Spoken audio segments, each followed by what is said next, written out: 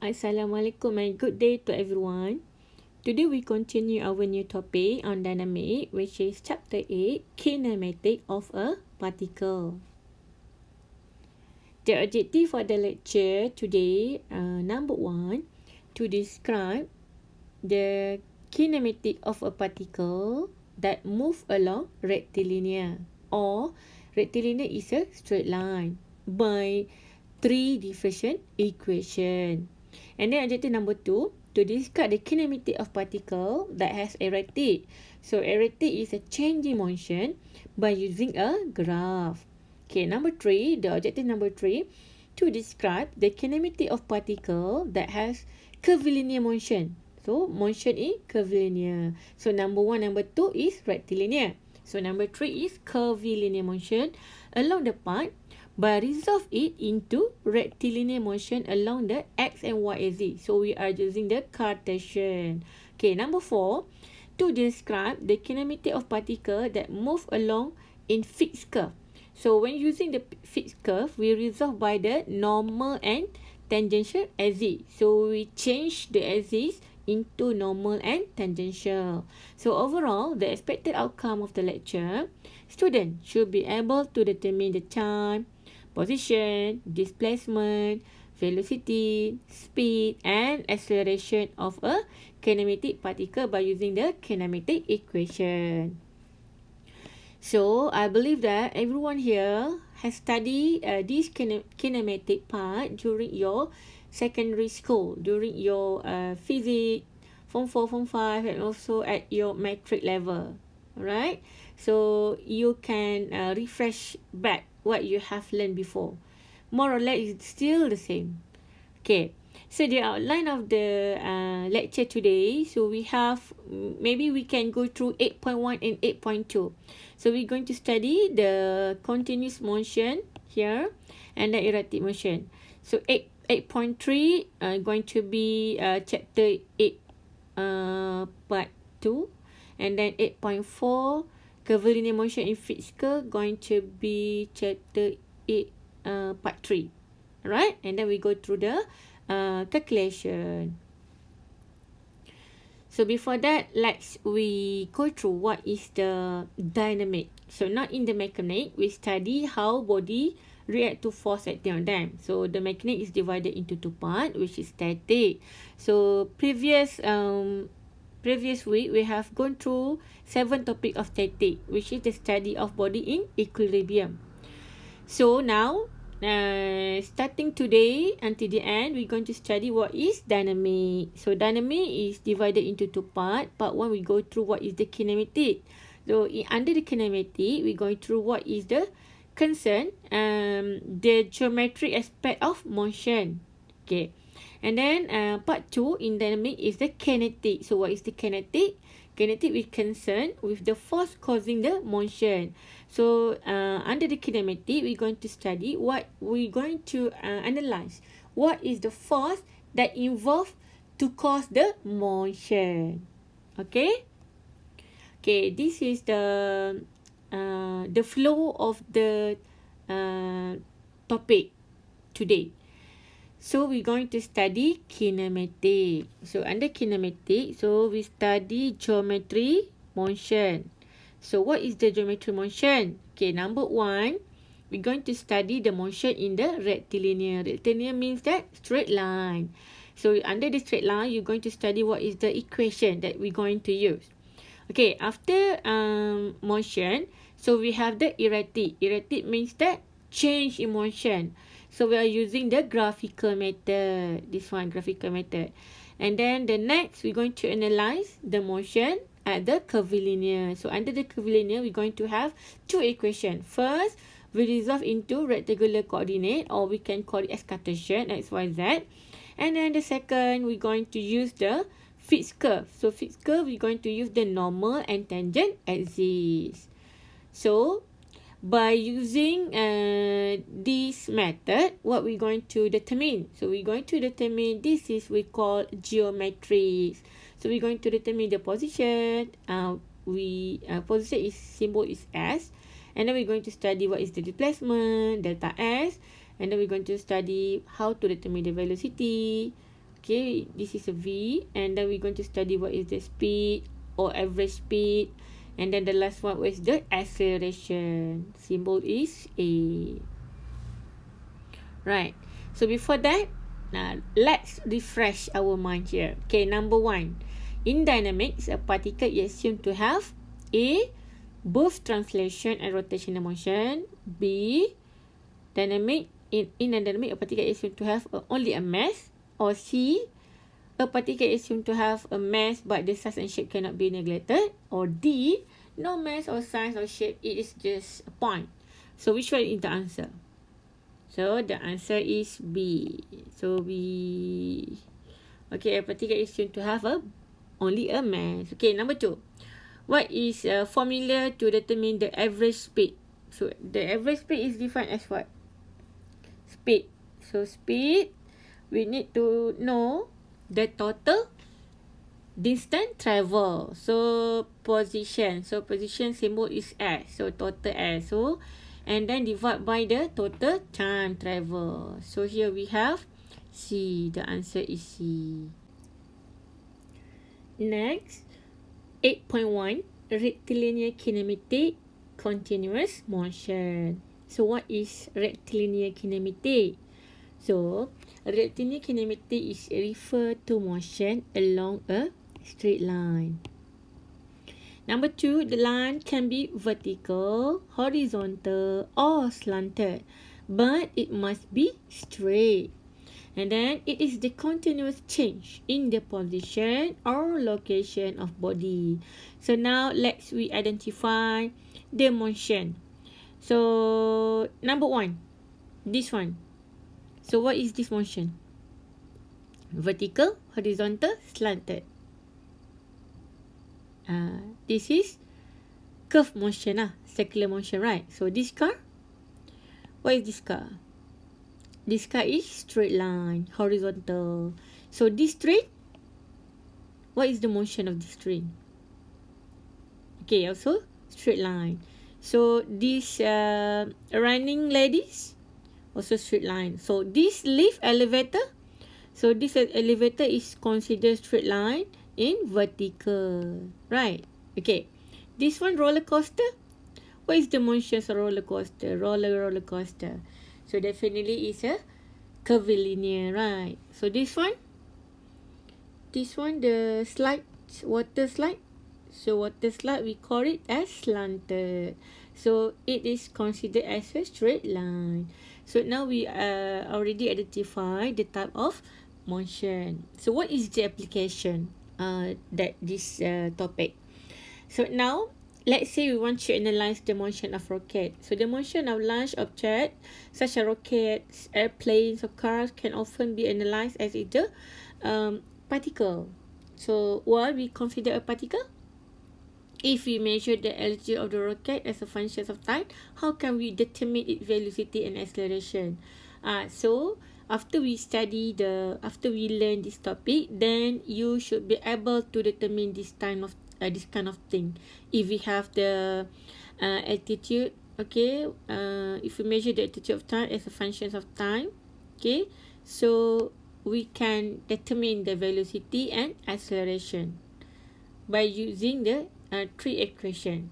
Okay, alright. Next, okay, now another application that under this topic, that we want to know what is the position moving here. We want to know what is the acceleration, what is the velocity, right? Like this, a sport car travel along a straight road. So can we treat the car as a particle? Yes or no? Yes.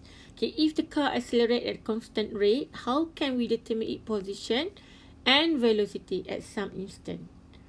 So by using the kinematic equation, then we can calculate what is the position and velocity. Alright, now number 1, what is the position? So position, okay, a particle travel along a straight line path defined by the coordinate axis S. So means that we need to know where we start. So let's say this is where the point that we start, the origin. So from the origin, go to this particle P. So we have the distance, the position S here. So S is the scalar, R is the vector. Okay, so after this, if you want to determine the position, then we need to know where we start, the initial position. Understand? Alright. Okay, next, the positions of the particle at any instant relative to the origin. Origin O is defined by the position vector R or the scalar S. And then scalar S can be positive or negative, or it can be forward or backward. And then the typical units for R and S are meters or feet. So if you have a unit in millimeter, so we need to change to meter. Okay, next, displacement. So displacement is denoted of a symbol as a delta S. So the displacement of the particle is defined as the change in position. So how to do that? So if we have in vector form, so delta R is going to be R prime minus R. So R prime means that the change in position, okay, and then minus R. R means that the origin, from the origin. Okay, so R prime minus R. This one is R prime minus R. So to get the delta R. Similar for the scalar. So we want to get the delta S. So we need to get what is the distance S prime minus S. This one. Okay, we can determine the delta S. Delta S, this one. So it means that everyone need to know where is the initial position. So from the initial position to the particle and when the particle move. Okay? Understand? So how to determine the total distance travel? So the total distance travel by the particle, symbol is ST, is a positive scalar that represents the total length of the path over which the particle travel. So means that we need to add, we need to sum all the position travel. Okay, after we study position, displacement, what else? So next is velocity. What is a velocity? So velocity symbol is V. So velocity is a measure of the rate of change in the position of a particle. So here, velocity is a vector quantity. So when it's a vector, it has both magnitude and direction. So the magnitude of the velocity is called speed. So with the unit meter per second or feet per second. So the average velocity of a particle during a time travel, delta t, is V average is equal to delta R divided by delta t. So delta t is the time interval and delta R is the change in position. Okay? Understand? Alright. Okay, next. So we have here, we call it as an instantaneous velocity. So the instantaneous velocity is the given in time. Okay, is the time derivative of position. Means that we have the equation in t. That is why we call it as dt. Means that we get the we want to get the v. So we have to derive the dr over dt. Means that our dr is in term of t. So we can get the velocity. And then speed. Speed is the magnitude of the velocity, which is v is equal to ds over dt. Means that here, we have been given that s in term of t. So we can derive ds over dt to determine the velocity. And then the last one is the average speed. So average speed is the total distance travel divided by the elapsed time. So here we have the average speed is equal to st divided by delta t. Okay, so this is the figure. So this is the figure from the origin to the particle, and then we move. We have Here, this is the particle, and then we move to the P prime. So from here to here. So you can have this one, the total distance travel. This is the delta S. Okay, understand? Okay, the last one, the last of the geometry. So we have here acceleration. So what is the acceleration? Acceleration is the rate of change of the velocity of a particle. So acceleration also is a vector quantity. So the unit is meter per second square or feet per second square. What is the difference between speed and acceleration? Is the unit. So you must bear in your mind, if you have the problem, if a given in this meter per second square, that one is the acceleration. If given meter per second, that one is the velocity or speed, right? So here we have the in vector form. So we have A. So A, we can derive the dv over dt if we are given if we have been given v in terms of t, then we can derive dv over dt to get the acceleration. Okay, similarly, okay, if we have an scalar term, so what we want to get the A, okay, the acceleration, okay, so we can derive dv over dt, or we can double derivation of the S. Because when we derive the d square s over dt square, we can determine the dv. Then we have derived the dv to determine the acceleration. Okay, understand? And then acceleration can be positive. So acceleration is positive because speed increasing, or negative because decreasing. Alright, and then we have the instantaneous acceleration is the time derivative of velocity. So here we have the derivative equation for velocity and acceleration. So this is the relationship.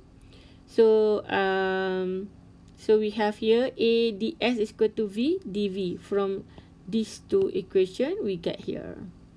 Okay, so you may refer to this figure. So this figure is acceleration and this figure is deceleration. Okay, next, this is the relationship.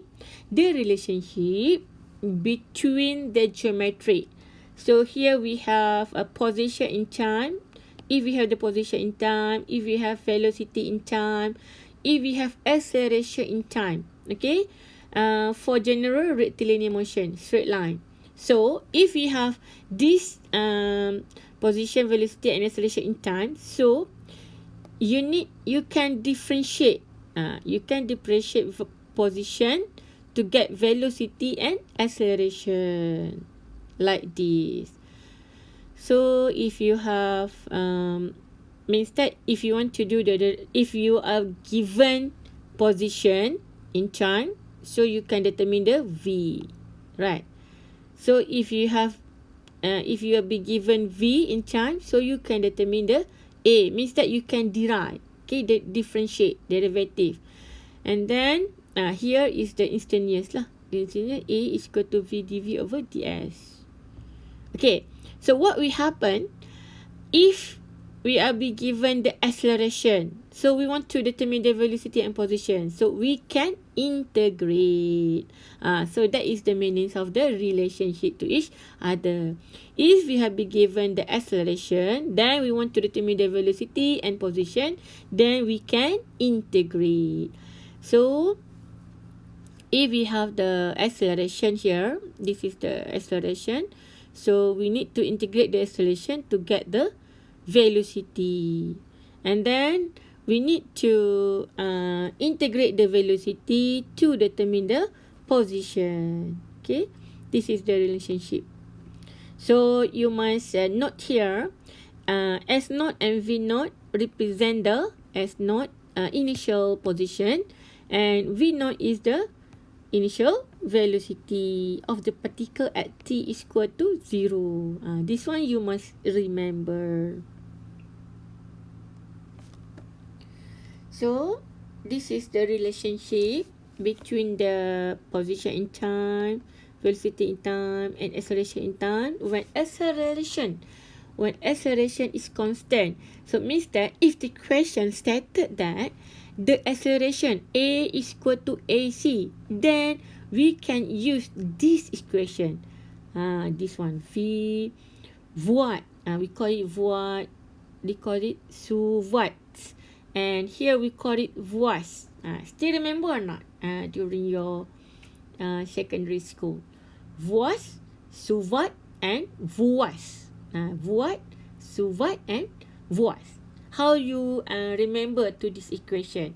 So this equation we automatically can use if the problem given acceleration is equal to constant. A is equal to AC. So you can use this equation to determine the velocity, position, and the velocity in function of position. So here, if towards these cases, a common example of constant acceleration is a gravity. So let's say the case is a body freely flowing to Earth. So in case constant acceleration is equal to 9.81. This one for the SI unit. And then this one for the 32.2 if we use the feet square. Okay. This one we can use this as a downward. If upward become negative 9.81 or negative 32.2. Okay, understand? Next, start for analysis. So we have two steps here. Before we can solve the problem, first we need to establish the coordinate system as usual. So why we need to establish the coordinate system? Because we need to know the initial position. So we need to specify the origin and also the positive direction, whether our movement is positive or negative. And then step number 2. So step number 2, we need to establish the kinematic equation. So it means that we need to specify the information given. So let's say if a relation is known between 2 or 4 variable means that position, time, acceleration, and velocity, then a third variable can be determined by using one of the 3 kinematic equation. Okay, and then number 2, the integral of 3 kinematic equation can only be performed when the acceleration is constant, and also the initial condition position is equal to s naught. Okay, s naught is equal to 0 lah, means that. And then when the velocity is equal to v naught, v initial also 0, at t is equal to 0. So if we have this relationship, then we can use that integration, that one, voice, void. Alright. Okay, next, let's go through the example 8.1. So here, the question given, the car move in a straight line such that for a short time, its velocity is defined by the v is given 0.90 square plus 0.60. So means that our v is given in functions of time, function of t, where t is in second. Determine the position and acceleration when t is given 3 seconds. So here we are be given that initial time and also the initial position is 0. T is equal to 0, s equal to 0. So this is our origin. Okay, this is x. Okay, this is y. So this is 0. Okay, now what we should do? So we need to determine the position and acceleration. So we have here velocity in t. So we understood that if you want to get the acceleration, we must derive the v. So if you want to get the position, if we given v, we need to integrate. Right. So So the first step, we establish the coordinate system. Okay, so the direction traveling is positive. Alright, so this one is positive. Okay, and then second one, so we have the velocity function of time.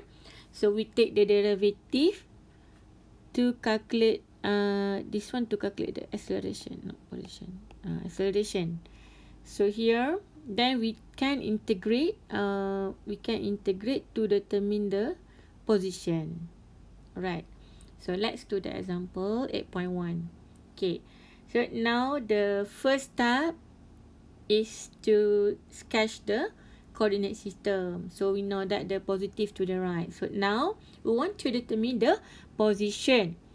So we want to determine the position here. So we be given that V is equal to ds over dt is equal to 0.9 plus 0.60. So now we want to determine the position. So this is the V. So we need to integrate. So here we integrate the ds. Okay, so here we have integrate this one. So we need to integrate this. So we integrate, so we can get we integrate 0.90 square plus 0.60 dt, right? So we can have here, so when we integrate the ds, so we can have s here. Okay, s, the limit is from 0 to s. So here you can have s minus 0. Right, so it's equal to this one.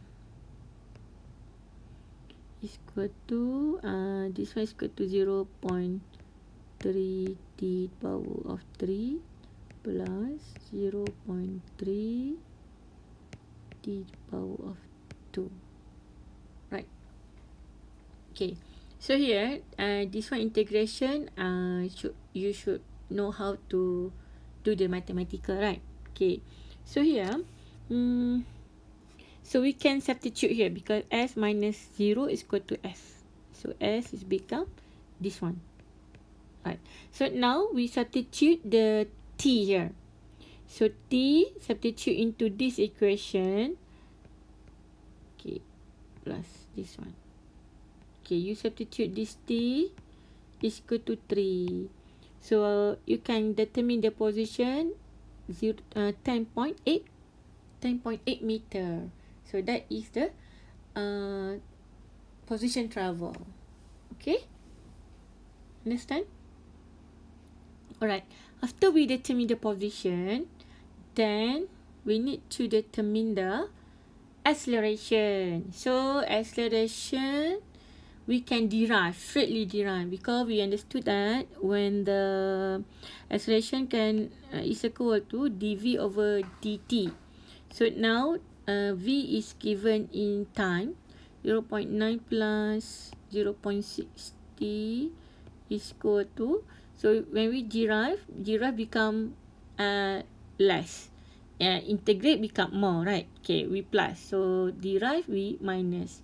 So now we when we derive 0.90 squared plus 0.60, so we have here 1.8t plus 0.6. So here is the acceleration. So now we substitute the t is equal to 3 seconds. So we can get acceleration is equal to 6 meter per second square. Understand? Right, next, let's see the example 8.2. So 8.2, a particle travels along a straight line to the right. Okay, to the right means that positive. Okay, with a velocity of v, okay, 4t minus 3t squared meter per second, where t in second.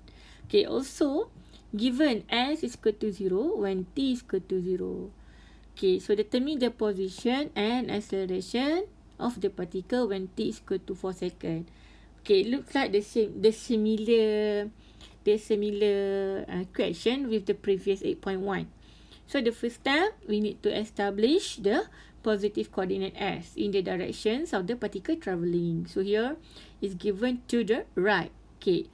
And then number 2, we need to identify what to do. Is it the we need to integrate or derive? Okay, so now as usual, velocity is given in function of time. So we need to derive to determine the acceleration. And then we need to integrate the velocity to get the position. Right? Can you do that? Okay, so this is the answer. So now, so the first one, we need to determine the acceleration. So we straightly can derive. So A dv over dt. So here we have 4t minus 3t squared. So we can have here 4 minus 6t. So now, so the acceleration t is equal to 4. So here 4 minus 24. So you get negative 20 meters second per square. So when negative means that it decelerate. Okay, decelerate, not accelerate. Decelerate. Okay, right. Then we need to determine the position. So the position, we need to integrate. So we need to integrate this one. So we need to integrate this v. This is v, right? So you integrate the v. So you can answer, the answer is be like this. So this one, s minus s naught is this. Okay. And then the limit is s naught as initial to the s. So that's why s minus 0. So become s here. Okay, here we integrate 4t minus 3t squared. It's become like this. 2t squared minus t power of 3. Right? So because you can get like this. 4t squared divided by 2 minus 3 t power 3. So this one. So this one become 2t squared minus t power of 3. So here, you may substitute the t is equal to 4. Right? T is equal to 4. So your s is become negative 32. So 32 also to the left. Understand? Very easy, right? Very simple. Next example, 8.3. So here we have ball A is released from rest at height of 40 feet. At the same time, the ball B is thrown upward 5 feet from the ground. The ball pass one another at a height of 20 feet. Determine the speed at which ball B was thrown up. Right, so now we have two situations. First, we have situation at ball A, and then the second situation at ball B. So here we can say that the initial position, the initial velocity at point A here, right? Now, so here we have initial starting from A to downward. So now we need to determine the speed. Speed means that v. So we need to determine the speed at which ball B was thrown upward. So here what we should do. So step 1, both ball experience a constant downward acceleration. So because the unit is in feet, so we have the constant acceleration 32.2 feet per second squared. Okay, so now because of we have cases that the ball is thrown upward, so we use here the constant AC is negative 32.2 here. So if we have AC here, so we can use the 3 equation. Which one? Was or what? Because we want to get the V here. So can you guess which equation that we can use? Okay, next. So we have to determine the time first. So how to determine the time? So we can first consider ball A. So at ball A, the origin we already defined, right? So we define the origin at okay, now we define with the origin defined at the ground. Okay, so the origin at the ground, so ball A is released from the rest. So rest here we assume that the initial velocity is equal to 0, and then the height SA, the initial position, is equal to 40 feet. So now we need to calculate the time required for ball A to drop at 20 feet. Okay, to drop at 20 feet here. So we are using the position SA at 20, this one, 20 feet, using the position equation. So we use this equation, supervise. So this supervise to determine the T. We want to determine the time. So time here. So here you substitute. We use the AC equal to negative 32.2. So here initial velocity is 0, and then here we have initial A 40, and then we have the position at A is 20 here. So when you substitute, then we can solve T is equal to 1.115 second here. So after we determine T, then we can use the same equation, consider at for ball B to determine the VB, because the equation want to get the VB, right? Okay, now we consider at ball B. So we use the same equation, but now we consider at B. So at B here, do we have the SB? Yeah. So SB here is 20 feet. And then here SB initial. So SB initial, we throw outward from the height. So SB initial is 5 feet. So that is why here 5 feet. And then it must reach height 20. Okay, so here we already 20. At the same time, ball at reach T is equal to 1.1 second. So now this one we already same AC, and this one we get from the previous case 1.15. So when we solve, so we can determine the VB is equal to 31.4. Understand?